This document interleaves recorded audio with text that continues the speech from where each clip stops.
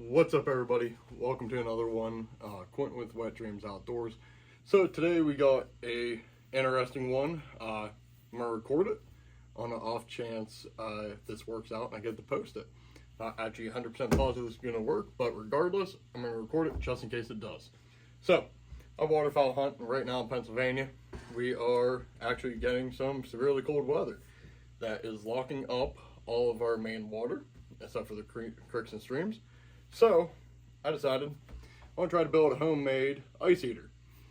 So there's plenty of videos out there where they try to show you how to make a 12-volt system. I have a 12-volt system already I made out of an old trolling motor. Works good, but anyone who's ever used an ice heater knows that 12-volt systems, although they do work, or electric trolling motors, that kind of setup does work. It's cheap, but you can't run it off the generator, so you're kind of stuck lugging around batteries. Unless you have a generator that you hook to a power converter, then that converts it from 115 volt to 12 volt. But in addition to that, having to carry around that extra equipment, if you wanted to run a 12 volt system off of a generator, you also have the issue of wire size. So a 30 amp 12 volt, 30 pound thrust, 12 volt trolling motor draws about 30 amps of max throttle. So to carry 30 amps 50 feet, you need, I want to say it's 4 gauge cable. That's a lot of weight. That's a very expensive cable. And it doesn't get you that far. And 30 amps, so that motor's going to draw 30 amps per hour. You could carry a 100 amp hour battery with you. And basically what that means is you're going to get 3 1/3 hours of runtime out. So that's 3 hours and 20 minutes out of one battery for an ice heater. That don't sound good. That's a lot of tending to. It's a lot of batteries. And it's hard on batteries. So, I think I figured out how to make a 115 volt ice heater relatively cheap, on a budget, obviously. And we're going to see if I can get this to work. So, first component I need, unfortunately, I couldn't find just the motor, but we need a well pump. Why do we need a well pump? My theory is correct. I can just detach the pump itself and get a hold of this motor. This motor is what I want. It's a waterproof 115 volt AC induction motor. Now, if this works, which it should, this motor is waterproof. It has an impeller up here, or a spline drive, that turns this pump assembly. So, if I disassemble this, all I need is this motor. Now the motor is a little heavy, but this motor is rated at 1 horsepower. It turns, everything I'm reading, it says it's going to turn about 3,450 RPM. A little steep. If that is truly the case, I am going to get a variable, I can't remember what it's called. Basically, it's a variable circuit that allows me to turn the speed of the motor down by cutting power to it. It'll be cutting voltage, which will allow the power to come down on it.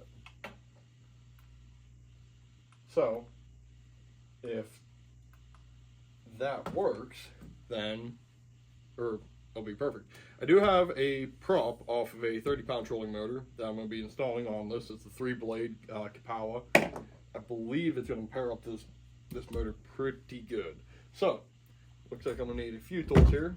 And this is, I believe the link said this was 100, or it said it was 33 feet. This is about 15 feet, so I'm going to add some wire to it. Not a big deal. I'll just get a little bit heavier gauge, get it so it's about 100 feet long.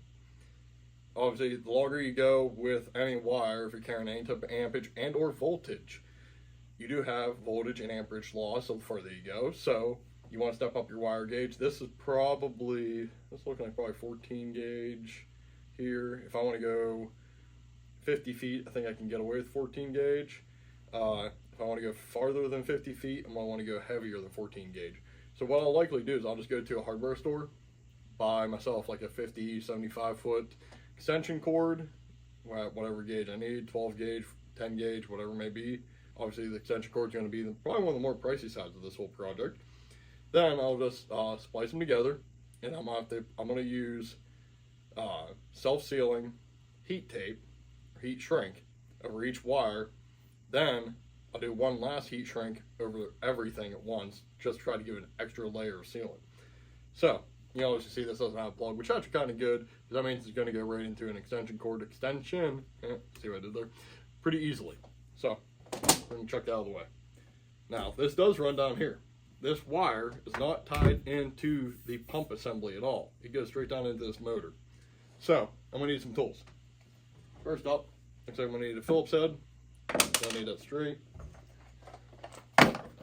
Tools here, let's see. Phillips head.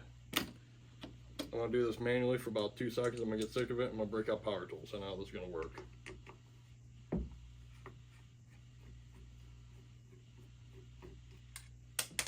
Maybe not. It's pretty short. Probably going to time lapse this. You get the point. Screwdriver, screws, they got to come out. Okay.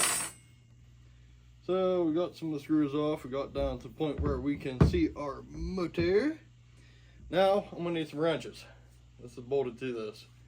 And this should just separate. So, get some wrenches. I do not have that here, so give me a second. Harbor Freight Special. Alright, screws are loose. Moment of truth, this should separate. Look at that. Son of a biscuit. That worked. There's our spline drive. That's exactly what we want. And right there is our coupler. And it just looks like it's a screw holding it in there. And son of a bitch, I gotta figure out how to lock that thing from spinning. Now they gotta tighten that little something gun up in there somehow. I can't see what the little sucker's spinning. I know it's spinning something. I can hear it. Well, screw it. We're gonna take this sucker apart. I need that coupler. One way or another, it's coming out. Come on. Hold on. Holy son of a hamster.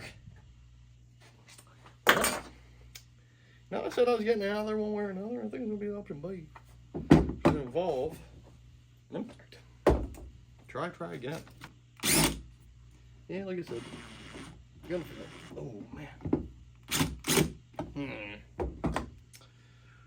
Oh, how do I get you out? I got ideas. Nothing good. Destroy my table here. Probably destroy my countertop for you guys, so you better appreciate this.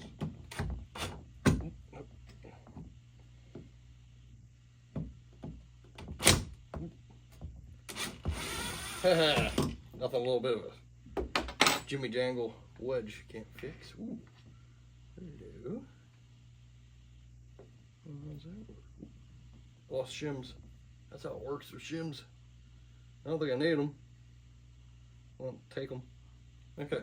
Well, you know what's funny is, one of the first things that says in the instruction manual on this is, don't disassemble. Well, guess what? I got a problem with reading. Shoot. If I get it on there, I don't got no way to mount it to it. Oh, and the troubles persist. The plot thickens. I think I might have to drill a cotter pin hole through this. That might be the easiest way to do this. Drill a pin and lock it. I don't want to weld it. I am putting these back on so that locks the housing back on top of this.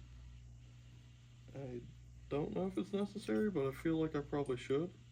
Alright, I'll just have to take that apart even further, maybe see if I can get that output shaft. I mean, regardless, I guess, technically, I still have to do something with this to lock it on. Because I can't have this kind of like that. Even though the motor's pushing backwards, I don't want that falling off while I'm walking out to set it up. Alright, $1 million question. Securing that. That is rolling motor shaft. So, hang tight. We're gonna continue this on tomorrow. So, as you can see though, so far we're going in the right direction.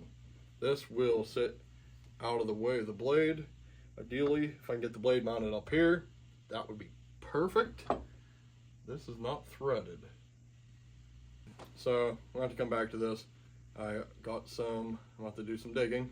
I'm about to go find a few different parts, namely something I can use to adapt this off there to the propeller. I got to figure out some way to secure this to the spline drive. I believe I can do that with just a simple drill and a cotter pin. I may or may not try to rob the drive shaft out of this. We're going to see what I'm dealing with first on the trolling motor before I go that route. We will save this for future reference. We'll be back to this. So, catch you in a few. Wow, is this even?